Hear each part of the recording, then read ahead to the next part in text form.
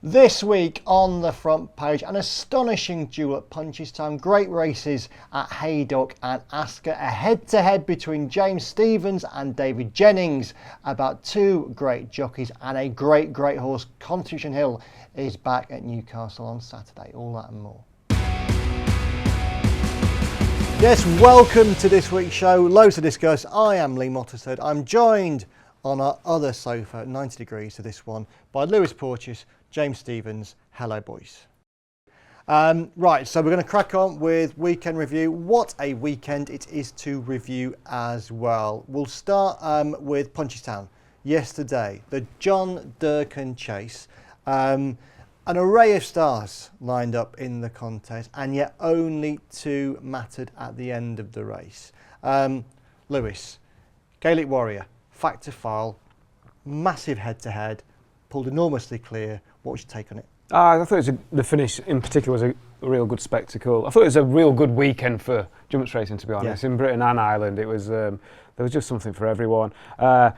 It's a strange race to watch. Gaelic Warrior opened up like a huge lead, and at one stage you think he's going to win by a distance, but Factor File did well to close that gap, and the two of them had a real slugfest, didn't they? It was jump racing at its finest, the last sort of two fences. I thought Gaelic Warrior did incredibly well to fight back, but it's quite a unique race. 2 miles 3. Does it tell us that much for the future? I'm not sure it does, to be honest. They beat a lot of stayers in behind, but you can't help but just bow your head to two great horses having a brilliant fight like that. So yeah, it sort of warmed us up nicely for what's to come. Another take on it would maybe be that they had incredibly hard races first time out, and that would be in the back of my mind when they next show up. But I mean, it was a great spectacle, wasn't it? Yeah, it was.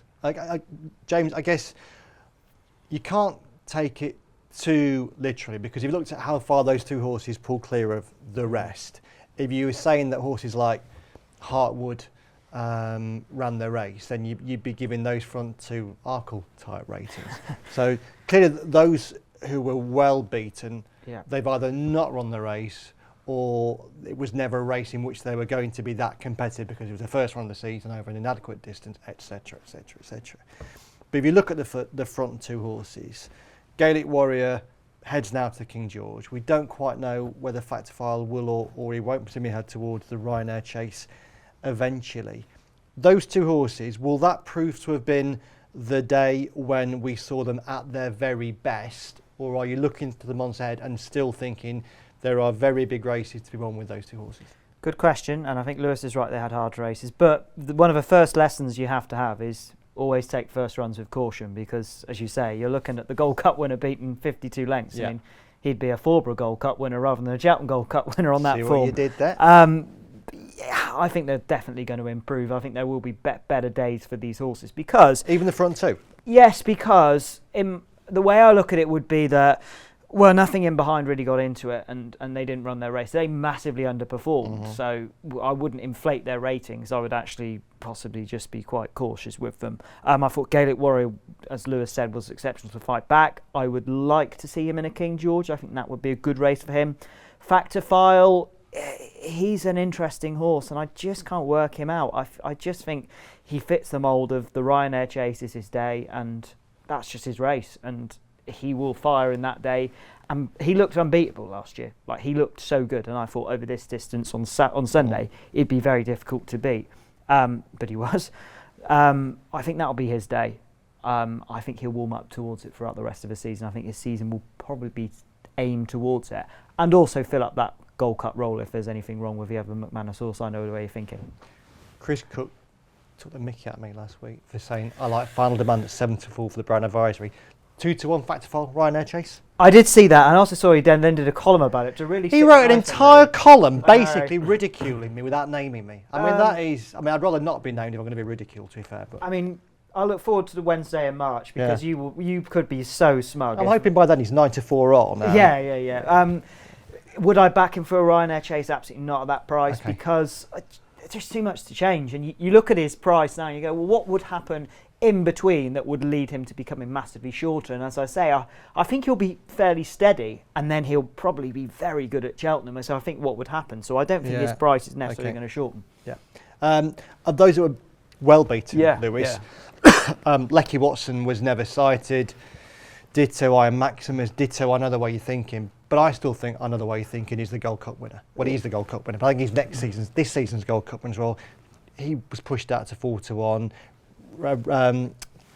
Could argue might have been pushed out a bit more, but I think everyone knew that for him that was never going to be the day. No, I don't think it was necessarily horses underperforming. These are strong stayers, and this was run at a 2 mile pace. Yeah.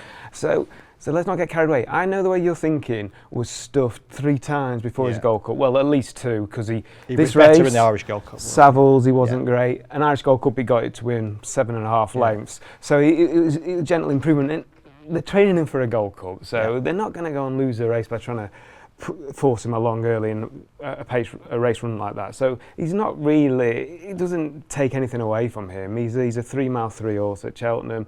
The one I like I thought ran a perfectly respectable race was Fast or Slow. A year off, not really going anywhere early, and then just starts popping his head up over the last 2 and runs on a little bit.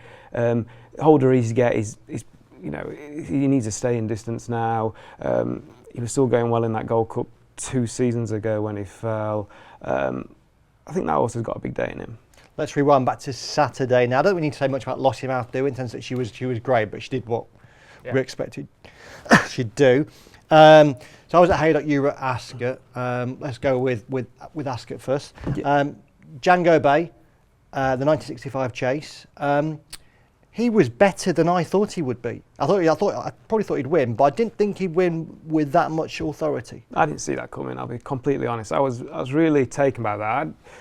Is it too far to say it was a performance of the weekend? I'll probably get ridiculed for that. But I was just looking at the ratings this morning, he ran to an RPR of 171. Yeah. It's a massive lifetime best to the tune of £8. It was a truly run race with Gidley Park going off hard. LA Francais didn't run, looked like he sulked, but any time Pic D'Orhy doesn't lead around Ascot, you know they're going hard. Yeah. There was, and the best thing about Jango Baie was the manner in which he finished. Nico sent him over the last 2, and he wasn't stopping at the line. I think he's a massive King George player, I really do. And like I say, Gaelic Warrior, that was a tough old race. The Irish horses don't always shine at Kempton on Boxing Day. I think Jango Baie's, I'd go as far as saying he'd be the one I'd like to be with. We've got one more to chuck into the King George mix. We'll do that in a second. Before we do, Jango Baie. So I had 2 theories going into this season. Firstly was that the Arkle, the right 2 mile novice would have been won by Gidley Park and not Jango Baie. Comfortably wrong on that. I think that Jango Baie was actually he's not really a 2 mile novice, is he? He's an Arkle horse who doesn't do 2 miles. Gidley Park wouldn't have won the Arkle, but I also thought the Jukebox Man would have won the RSA or the Brown Advisory now. And he put up a performance at Haydock, which would suggest that perhaps he is a serious talent. I mean, looking at how Lecky Watson ran, albeit he wasn't quite right. So they would I have what Jango Baie was acceptable with. I would say that was, for me, the performance of the weekend, because it was so impressive. And I think we're expecting him to run very well, and he was quite well back for the off. But to put up that sort of performance off a fairly strong pace, run with Lewis. I mean, I wasn't looking in for a King George, but you'd have to now. Okay, so you both think that was the performance of the weekend. You're both then obviously overlooking what happened at Haydock. I was back in my homeland on Saturday, and it was a really good day. There was a tremendous feel-good vibe about it. Firstly, after the graduation chase with Harry Redknapp and the Jukebox Man, who's becoming a real public horse. Then after the Betfair chase, we'll go in chronological order first of all. Then the Jukebox Man. Yeah. Ben Pauling, James, was adamant the horse wasn't fit for the race, and that would come on a hell of a lot for it. And yet, he produced a striking performance. It was typical of the Jukebox Man. Went out from the front, jumped brilliantly, loads of zest, loads of enthusiasm, and beat the Grand National winner in waiting, Iroko. I like that. You say a typical Jukebox Man performance. We've not seen him that much over fences. No, it was Christmas, wasn't it? Boxing Day. He is just very, very good. And I think the other thing is that he's had quite a long injury, and whether he was quite going to be ever back to his best after that we wait and see. But I thought he was exceptional, and I loved the story behind him. I mean, touch on your column, which has spoken about young people and getting more people into racing following Friday Night Live, which was discussed on the show last week. I think having Harry Redknapp so animated about a horse, I mean, such a popular figure. We were talking, he won I'm a Celebrity, which is the biggest one of the biggest popularity contests essentially there is. He's so popular. I think for anybody who would have been flicking through the channels at sort of 2 o'clock to see Harry Redknapp talking about racing, to see how animated he is and the love he had for this horse, I think it's such a big thing. We're talking about how to bring people in and people of influence. I think if people you like tend to like something, chances are you might like it too. So quite right. Great to see. And as I said when we were in Epsom, the Jukebox Man was my Gold Cup horse. The dream is still alive, Lee. Yeah, and he could be, because again, I asked Ben that after the race.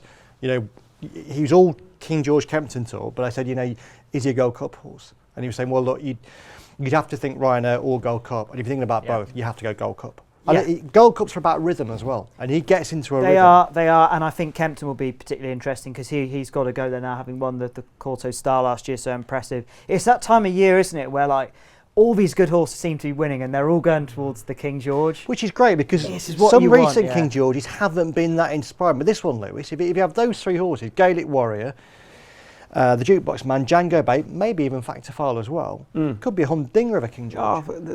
A lot of speed in those horses as well, isn't there? Yeah. I think that would be my worry about the Jukebox Man staying an extended 3 miles. He's very much on the front foot, isn't he? He's a joy to watch. He's like an arrow through the air. Doesn't spend any time.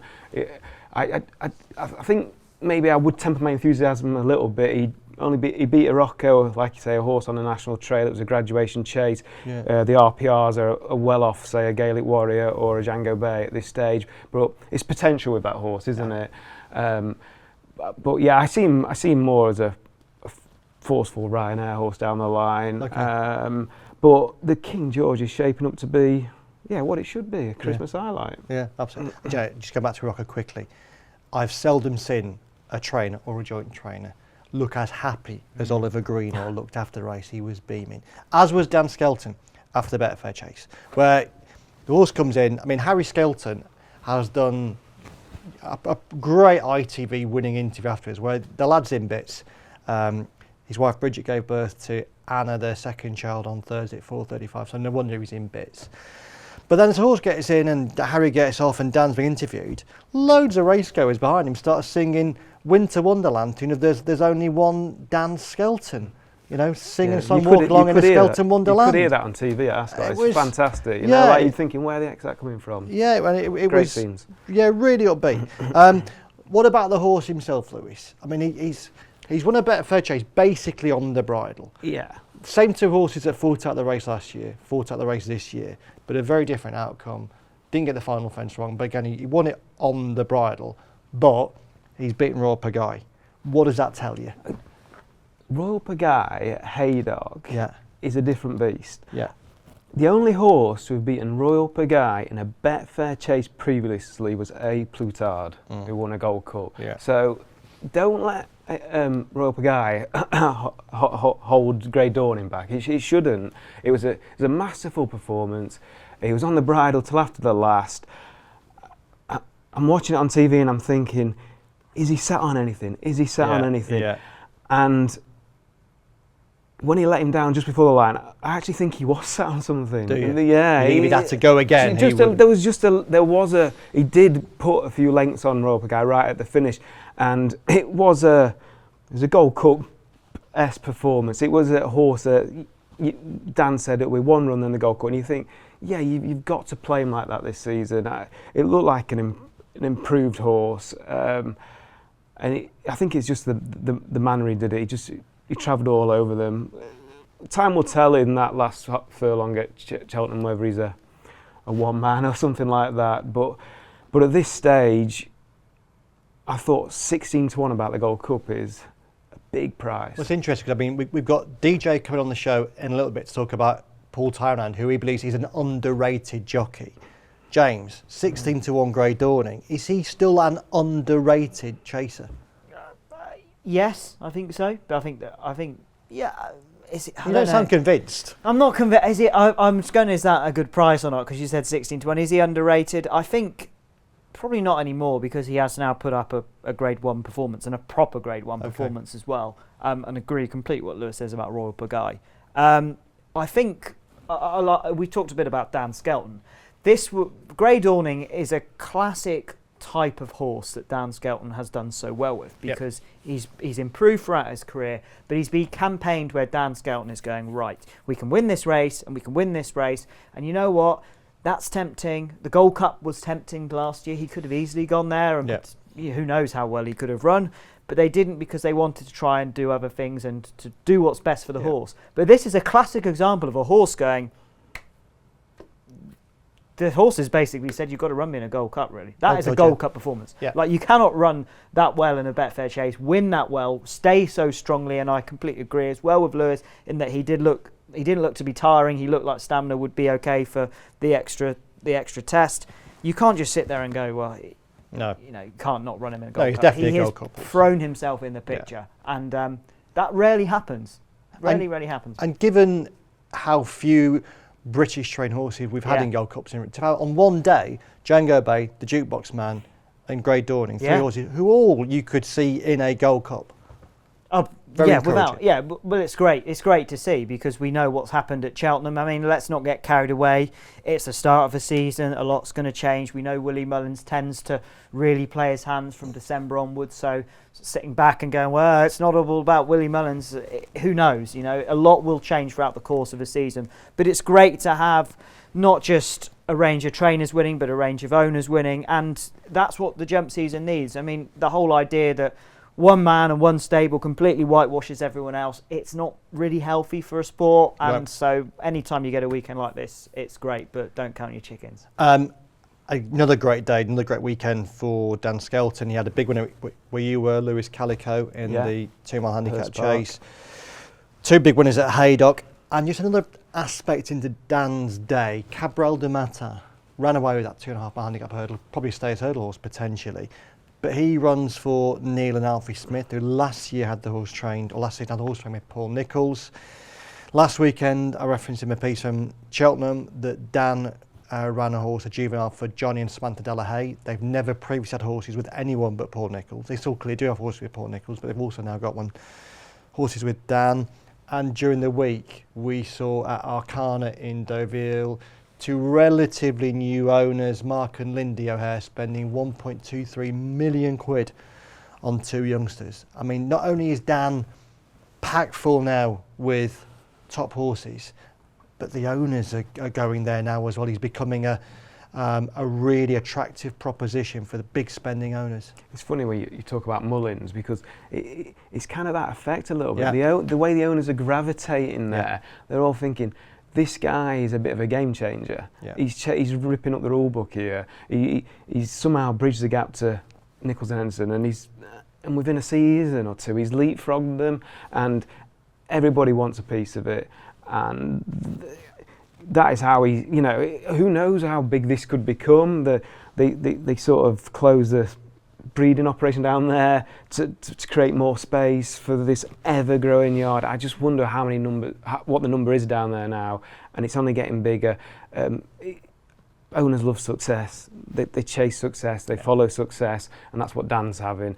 And I think what they like about him is how bullish he is and how confident he is. It's not overbearing, but he tells them straight what it is. He gets the best out of his horses, and you can see why they're going there. Yeah, you absolutely can. I think as well, Lee, just on that, you touch on Delahaye's. I think the other thing, which success obviously is going to be inviting, but I think a lot of people will be looking at the success he's had and going, I'm curious to know just how good it is. So maybe just have 1 or 2 horses there just to see. Dip your toe in the water. Because, I might just be treading on your toes as to what we're about to do, but the biggest horse in the yard is a JP horse. I mean, if he can produce big things with the new line for JP, look at the opportunities there.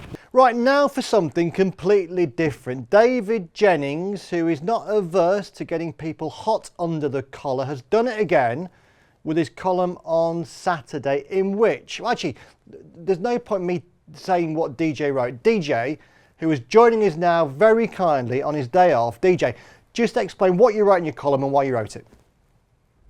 I wrote it on Paul Townend basically, Lee, because I think he continues to be underappreciated and undervalued at what he's doing in this game. And after Kopek de Board won at Navan on Monday, obviously an odds-on shot supreme winner, he should be winning, but he's not an easy ride. And I just thought the way he kind of elegantly put manners on Kopek de Board was just a thing of beauty. And there wasn't a word about it. Nothing about Paul Townend, all about Kopek de Board. And I just said to myself, do you know what? Townend doesn't get half the recognition he deserves. So I put a poll out on Twitter, or X as it's now called, during the week, thinking about doing my column on Paul Townend and how he's underappreciated. And I just picked the last two champion jockeys in Ireland and Britain, Harry Cobden, Sean Bowen, Paul Townend and Jack Kennedy. And I just basically said, who's the best jockey at the moment? And the results were kind of, I was shocked, but I was expecting it, with Bowen getting twice as many votes as Paul Townend. I think he got 60-something% of the votes, and I think Townend only got maybe 29% or 20 in the high 20s. And there was like almost 3,500 votes in that. And a lot of my followers, I'd imagine, would be racing fans. So I just thought it was outrageous, to be honest, because when you go through the facts and figures of what Paul Townend has been doing over the last decade, it's phenomenal. Like, Ruby Walsh is the most Grade 1 wins of any jockey in the history of the sport, I think, with 213. After Lossiemouth and Gaelic Warrior, Gaelic Warrior, the ride there was amazing. Townend has now got 160. So he is the second most successful jump jockey of all time in Grade 1s on 160 winners. Just to put that in perspective, Barry Geraghty is 122, AP McCoy is 87, Davy Russell 61, Paul Carberry 58, and Paul Townend has 160. So he's only got 53 more Grade 1s to catch Ruby Walsh and become the most successful Grade 1 jockey of all time, which looks inevitable. He's still relatively young. He's riding so many Grade 1 winners every season. And he's at the peak of his powers right now. He is unbelievable, a generational talent. And yet there are people who are saying that Sean Bowen, who is a terrific jockey, and in a finish, wow, Sean Bowen is unbelievable. I 100% agree. He wins races he shouldn't win all the time. But Paul Townend, for the last 2 decades, is winning almost every race he should win. And the key thing for me here, Lee, is pressure. Because Sean Bowen doesn't have the same pressure as Paul Townend. Paul Townend is going out riding favourites in basically every race, riding the best horses in training. The pressure that comes with that job is... it's almost unthinkable, and yet he's able to do it year after year, day after day. And to me, it's not even an argument. Paul Townend is the best jockey riding at the moment. I think last weekend the Punchestown proved that. So, James, DJ says there's not even an argument. He signed off his column by saying it's not even a debating point. You think it is? I'm with the public who seem to have got the right decision in my mind. Well, man of the public. Yeah. I get what DJ's saying, and I think the numbers do speak. Certainly, they're clear, aren't they? Paul Townend's numbers are terrific, and he is clearly a top jockey, as we saw on Sunday with a fantastic ride on Gaelic Warrior. But for me, it has to be Sean Bowen because of what he is achieving at this point in time. I mean, the way he rides, the best he gets out of his horses, for me, is the best indicator of what makes a top-class jockey. And I think that time and time again, we've seen this season, and more this season and throughout the end of last season, I'd say 2025 as a whole, Sean Bowen is continuing to do things which other jockeys wouldn't be able to achieve, and I think that's a sign of greatness. I think we're very much living in a time where it's like Walsh and McCoy again, because you've got Ruby Walsh and Paul Townend who are going out and riding these top class horses and not making mistakes, and DJ talks about the pressure on those, and yeah, there's no pressure like going out on a day at Cheltenham and having a quite a few odds on favourites and just getting it right. And he talks about Kopek the board, and there's another role he plays here, is that he's got these top class horses that he's riding, but he's not just having to ride them, he's sort of educating them through their way to the top, and that's a massive part of what makes a good horse a great horse, is how they go through that journey. So I think Paul is without doubt undisputed on that. But let's touch on Sean. He's not at a Cheltenham Festival winner, of course he hasn't, but he's not had the chances, Lee. And he's had a few, but he's not had the same type of ammunition. And you've got to ask yourself, if it was flipped the other way and Sean Bowen was getting those opportunities, I have absolutely no doubt he would ride them, and possibly even more, because that's how good he is, as DJ says, in a finish. What he's achieving this year is absolutely unbelievable. I don't think anybody could touch what he's achieving this year. And yes, he's not had a Cheltenham Festival winner, but he's getting the attention. Henry de Bromhead, he gave him a ride at Cheltenham. I think that was his first ride. He had a ride for Thomas Cooper. DJ, the Irish are seeing what Sean Bowen is seeing. Why aren't you? I do see it. I'm one of Sean Bowen's biggest fans. Obviously not as big as you, but we're dealing with different levels here. You're talking about Sean Bowen is doing it during the week at these tracks and giving horses incredible rides. This is not for one moment me against Sean Bowen, because Sean Bowen is an outrageous talent, and he's winning races. We've seen it on Weighed Out. Like I said in my piece, I don't think Paul Townend would have won on Weighed Out, because that's the type of ride that Bowen is exceptional at. Winning races he should never win. He's unbelievable at that. But you're dealing with different levels here. When you're talking about Bowen, you're talking about that type of ride. Snatching victory from the jaws of defeat in the last stride when they hit huge prices in running. And he is as strong as an ox in the finish. But it's a different level when you get up to the Townends. When you're riding the favourite, an odds-on favourite in the Supreme at the Cheltenham Festival, and you are producing the goods over and over again, year after year.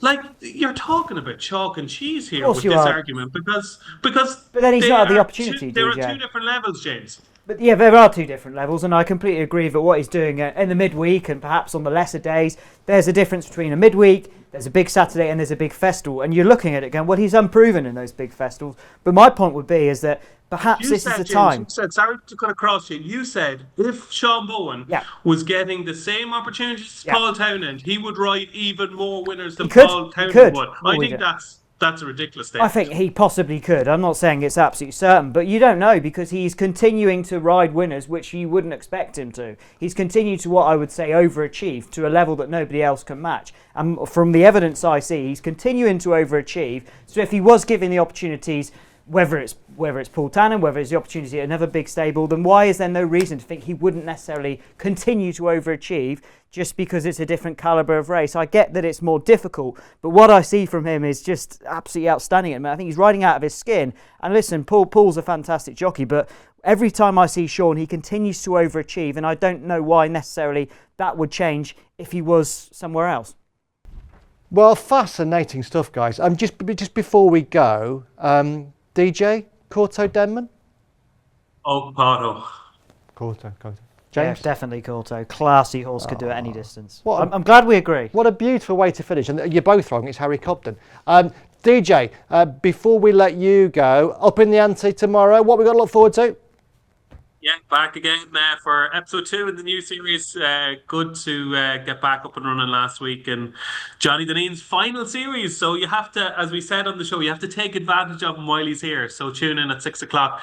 Plenty to look forward to. Obviously, we have to dissect an unbelievable weekend, both in Britain and in Ireland. That unbelievable John Durkin with Gaelic Warrior, who Johnny did say last week is overrated. We'll find out if he still thinks he's overrated, Gaelic Warrior, and whether could he be a Gold Cup horse, or will it be the Ryanair for him? We've got Ask Us Anything questions from the crowd. We've got bets for the Cheltenham Festival, and plenty of the usual stuff that you see every week in Up in the Ante with Johnny Dineen. Out 6 o'clock on Tuesday. Fan-dabby-dozy. Cheers, DJ. See you that. Just going to wrap up a few little newsy bits quickly. James, news today, Monday, came out in relation to the Hillsin case. Just quickly update us. Yep, so we finally had the verdict come through. John Higgins, who was the owner, or essentially was the owner, he's been banned. Well, owner's associate. Owner's associate, sorry, has been banned for 12 years, and Dylan Kitts, the jockey, 9. This is quite a big serious case. This was, of course, Hillsin, the horse who was quite obviously stopped mid-race at Worcester, going back to 2023. It got a lot of coverage at the time. It was a pretty bad day for racing because it was so blatant what had happened. This is finally the BHA's chance to say, look, this is what we want to stamp out. It's taken a long time to get here. But that's a pretty significant verdict, and look, we're only a Monday morning. I'm sure it'll be a big topic in the sporting world as well as the racing world. There was James references the BHA, and you come out during the week about racing digital, which a lot of people watching won't be using racing digital or won't have used racing admin, what it's going to replace. But it's basically How would you describe racing digital? Sports administrative system. It's where owners, trainers go to log everything. So you've got an outdated system at the moment. Racing admin. In 2021, they announced an overhaul. Generally well received. We need this.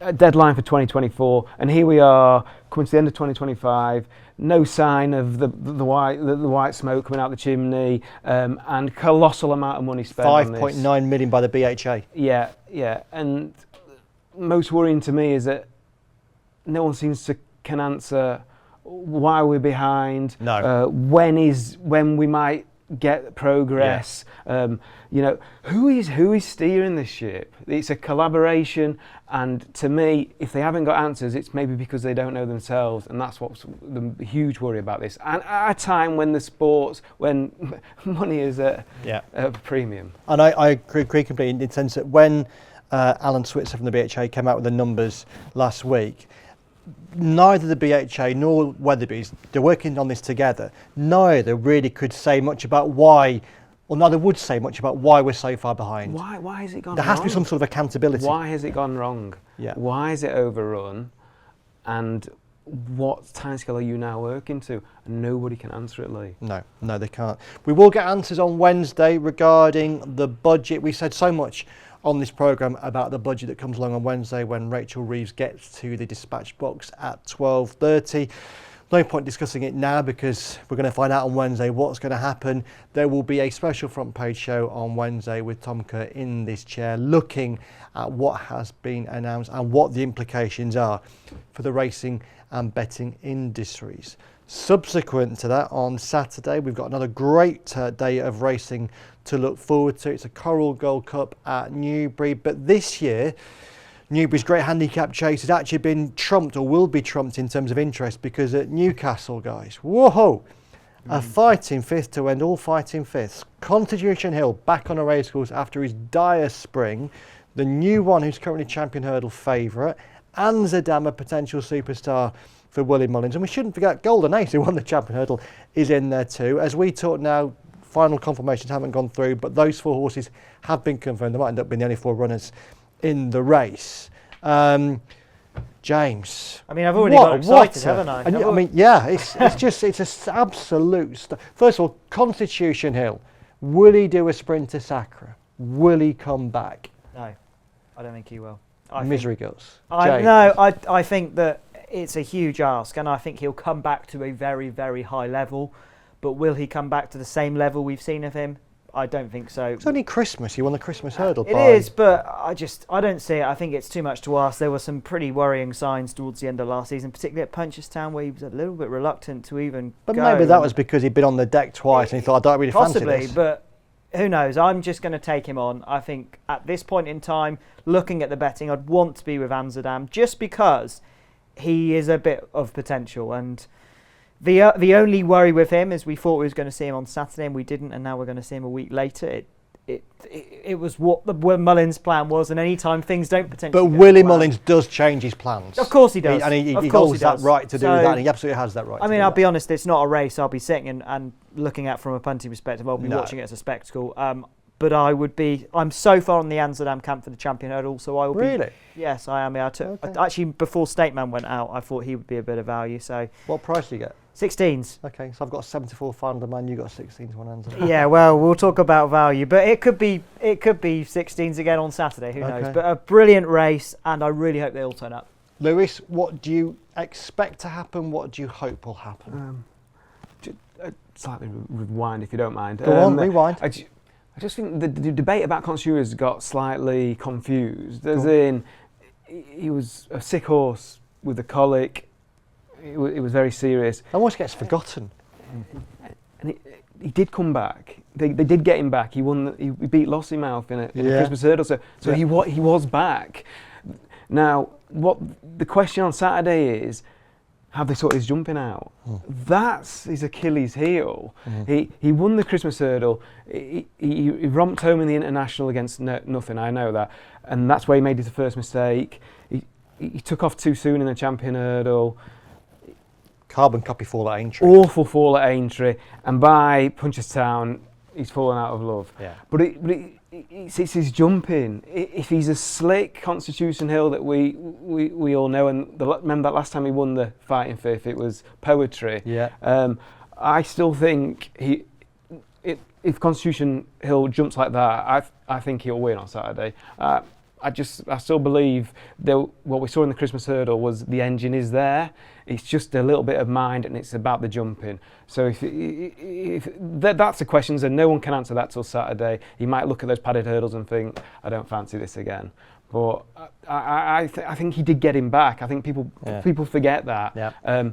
The worry for him is, and the Henderson camp is, Skelton is so good at priming one first time. Yeah. And I think Nicky is more a build trainer, whereas the new one will be like hard fit. So that's got makings of a great race. Yeah, Nicky has said he wouldn't necessarily be devastated if the new line beats Constitution Hill. Although having said that, you'd love to go and see him go and do it, because it would for the season, for the sport, it would be just the best possible result. If there's something about it. I mean, we'd love to see the new line put up a real good test, a bit like we saw on Sunday, but at the same time, to see Constitution Hill just like Nico just motionless on the bridle, just sort of going past two very good horses. You just want to see him pinging them down the back. You would, wouldn't you? Building and building and building. You want to see him love the game and not get. And I was there 3 years ago when he won that race, there was such an amazing vibe about that place.